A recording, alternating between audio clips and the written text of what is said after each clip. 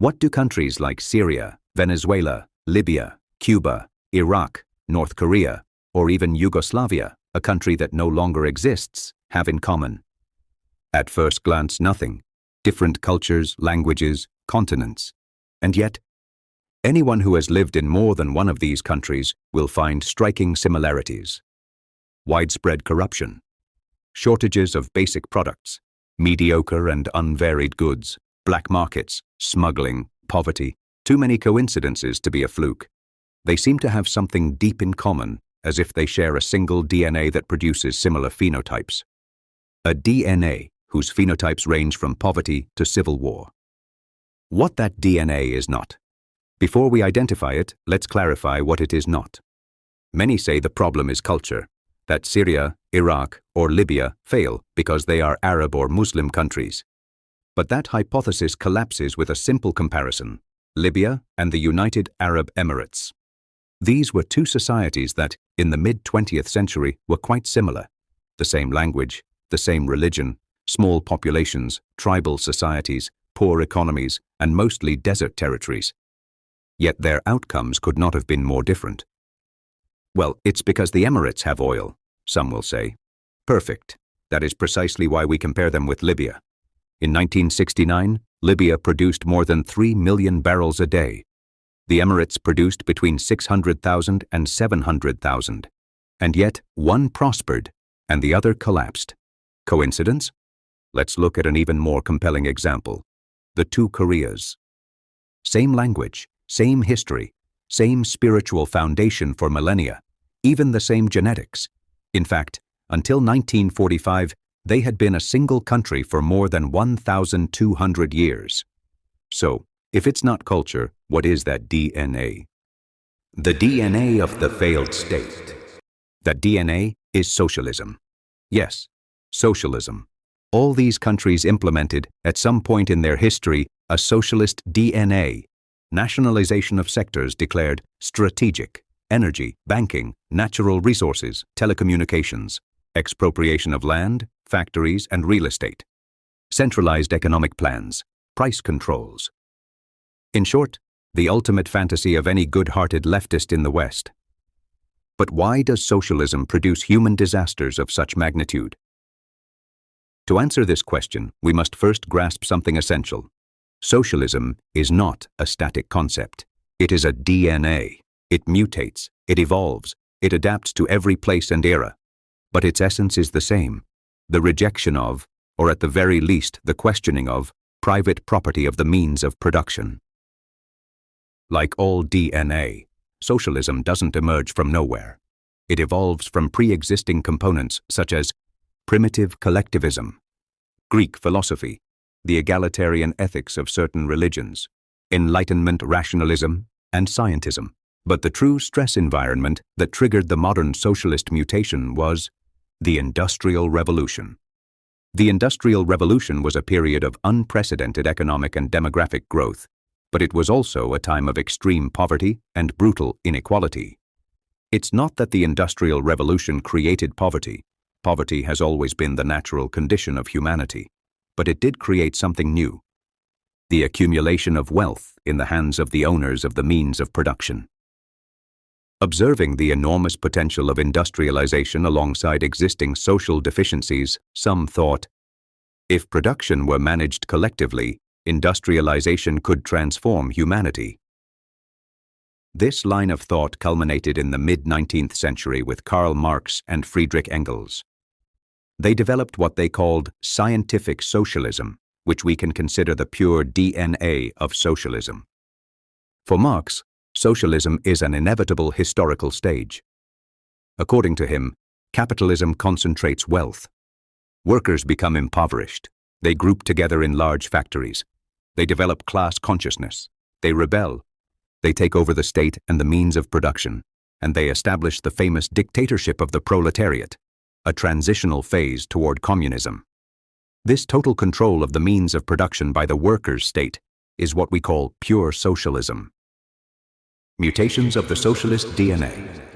Versions of pure socialism dominated in the USSR, China, Cambodia, Vietnam, Laos, and Libya.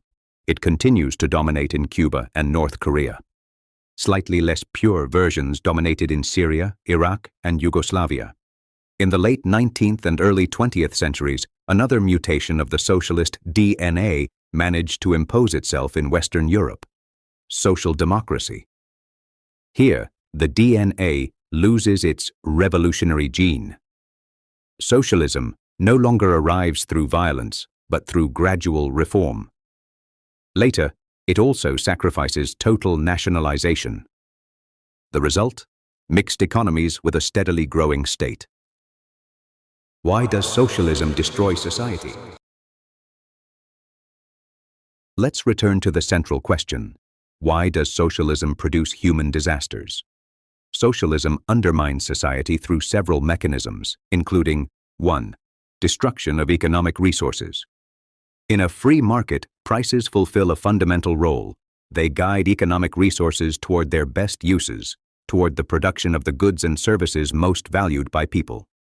If a company fails to create more value than it consumes, that is, if the value of what it produces is lower than the value of the resources it utilizes, it goes bankrupt and disappears. And that is not a tragedy. It is the mechanism that frees up resources for better uses. Under socialism, this system breaks down. Prices are distorted, or they disappear altogether. As a consequence, state-owned enterprises and economic actors in general lose the only compass that allows them to know what the best uses of resources are. Resources are no longer allocated according to the valuations of millions of people in the market, but rather according to the decisions of a high-ranking official or the party leader. The result? Goods are produced that are worth less than the resources used to make them. But unlike a private company, a state company does not go bankrupt. It can waste resources for decades, consuming wealth instead of creating it. 2. Deficits, inflation, and monetary collapse. Zombie state enterprises plus a small private sector equals structural deficit. How is it financed? By printing money. The result? High levels of inflation, which further complicates economic calculation and disincentivizes investment. As a result, the currency depreciates at an accelerating rate. The government responds by imposing exchange controls and capital controls, fueling the black market for foreign exchange. This reduces economic activity even further and worsens the deficit, which is again financed by printing money. A vicious cycle: more deficit, more printing, more inflation, less economic activity. In extreme cases, this ends in devastating hyperinflation. 3. The destruction of human capital. This is the most dangerous outcome of socialism. Because employees of public companies do not depend on the market for their income, they become totally isolated from it. This often makes them useless and, frequently, arrogant. Not only do they stop creating value for others, but they begin to block the value creation of others through bureaucracy or corruption. In a free market, talent is dedicated to innovation. In socialism, talent is dedicated to rent-seeking, capturing wealth from others using the power of the state. People stop training for professions the society values and focus on becoming state officials. I say this is the most dangerous outcome of socialism because its effects are deep and difficult to reverse. It's not just that a socialist society is poorer materially. Human relationships are poisoned. In a free market, you must serve others to satisfy your own needs. In socialism, officials do not need to serve anyone. They use state power to satisfy their own needs. The social classes of socialism. Far from abolishing social classes as Marx promised, socialism, using its own terminology, divides society into even more classes. The first class: the political elite and high-ranking public officials who concentrate immense power and disproportionate wealth. The second class: businessmen intimately linked to that elite, who amass fortunes through privileges, concessions, and monopolies granted by the state under the pretext of protecting national industry. The third class: low-ranking officials with miserable salaries who are pushed into everyday corruption, using their small margin of power to extract rents from citizens for every procedure. The fourth class: those with no power and no wealth, who often end up pushed into the informal economy, emigration, or directly into crime. Socialism doesn't just impoverish society materially, it dismantles it morally. It replaces voluntary cooperation with a hierarchy of castes based on access to state power. It turns society into a fragile, resentful structure, permanently vulnerable to any spark that might trigger a civil war. Returning to the comparison between Libya and the United Arab Emirates, in 1969, the year of the socialist revolution in Libya, the population was approximately 2 million people. That same year, the population of the Emirates, which wasn't even a unified country yet, was barely 220,000. Today, Libya has around 7.5 million inhabitants. The Emirates, however, exceed 11.3 million, and nearly 10 million of them are immigrants. Some of those immigrants, by the way, are Libyans. In the Emirates, people from all cultures of the world coexist in peace. In socialist Libya, people of the same culture, language, and history live in permanent war.